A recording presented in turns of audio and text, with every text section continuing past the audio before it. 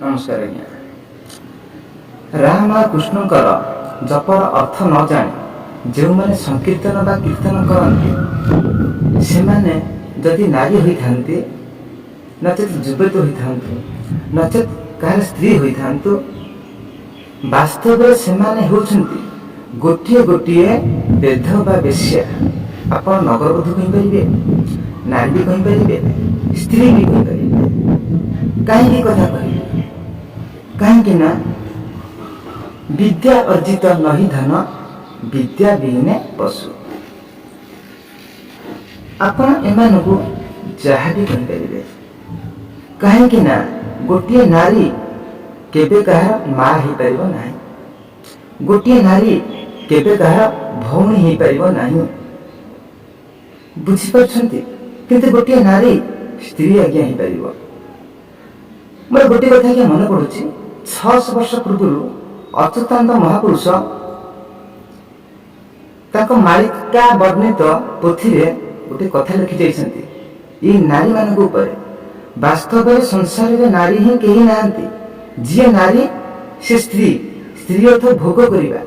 बुझी पारछन्ति आपण जहाँ को नारी कहउछन्ति से माने बेध बेश्या दुराचारी कुसंस्कारी आपण जेमिति वर्ड लगै परिबे। हाँ अच्युतानंद महापुरुष कौन कहते आसते से ऊपर आलोचना करवा।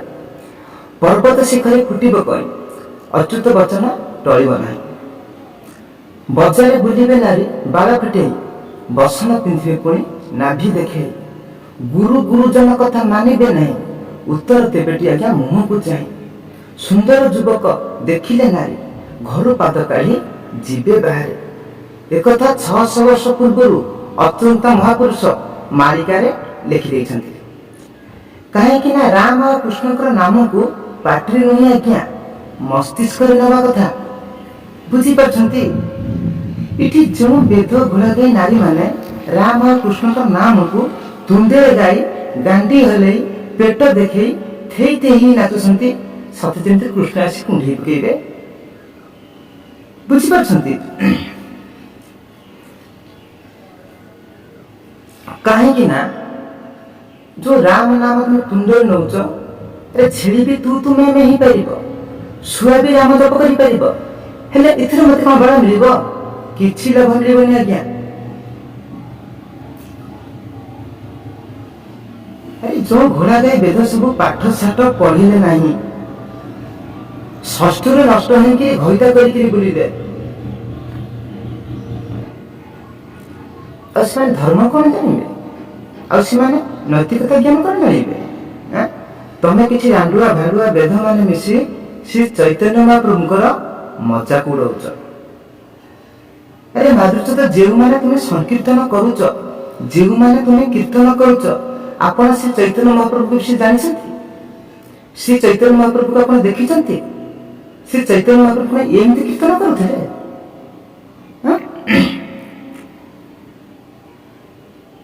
इठी किछि दांडुआ भाडुआ किछि वेद माने मिसिकिरी हरिनाम को ताकर व्यापार ढांचा देखिकिरी राम और कृष्णकर नाम को पूरा विकृत करुछन्ति आ हिंदू बा सनातन धर्म को इठी पूरा नष्ट करुछन्ति। आ आपण को मनोरंजन निशा देई थेते ही देई देई नाचिकिरी राधे राधे कृष्ण कृष्ण कहिकिरी तुमको चून लगौछन्ति आ तुमको शोषण करि चलछन्ति। इतने शोषण होचन्ति को माने काहेकि ना जेउ माने ए अष्टप्रहर की स्वीकृत रहुछन्ति। ए जो किछि पश्चिम ओडिसा रे वेद लिरिक्स गायक मानको सम्मान दउछन्ति जेउ माने कुशलकारी महिला मानको कुंज भितर पुरेइकिरी ताको समर्थन करूछन्ति। जेउ लोक माने एमानको समर्थन करूछन्ति आ किछि शिक्षित लोक माने ए मूर्ख मानक कथा को सत्य माने कि विश्वास करुछन्ति आ किछि लोक माने अंधविश्वास को मुंडर करुछन्ति। यही मानको आज्ञा शोषण करा जाउछि। वास्तव रे जे कीर्तन करुछन्ति बा संकीर्तन करुछन्ति से माने सत्य कथा कहिबा गले परम माघ्या माने काहेकि ना से माने होछन्ति निजर निजर हिंसा निजर क्रूरता और निजर स्वाद रे ईमान होछि गोल। मोर गाड़ी दबार मुख्य कारण हूँ ଏଠି ଯେଉଁ ଶିକ୍ଷିତ ଲୋକମାନେ ଏ ମୂର୍ଖମାନଙ୍କ କଥାକୁ ଶୁଣୁଛନ୍ତି ବା ସମର୍ଥନ କରୁଛନ୍ତି, ମୁଁ ସେଇମାନଙ୍କୁ ବାଡ଼ି ଦେଉଛି। କାହିଁକି ନା ମୁଁ ଯେଉଁ କଥା କହିଲି, ରାମ ନାମ ଅର୍ଥ ମସ୍ତିଷ୍କରେ ନେବା କଥା। ରାମ ନାମର ବା କୃଷ୍ଣଙ୍କ ନାମର ଜପର ବାସ୍ତବିକ ଅର୍ଥ ହେଉଛି ବିଦ୍ରୋହ।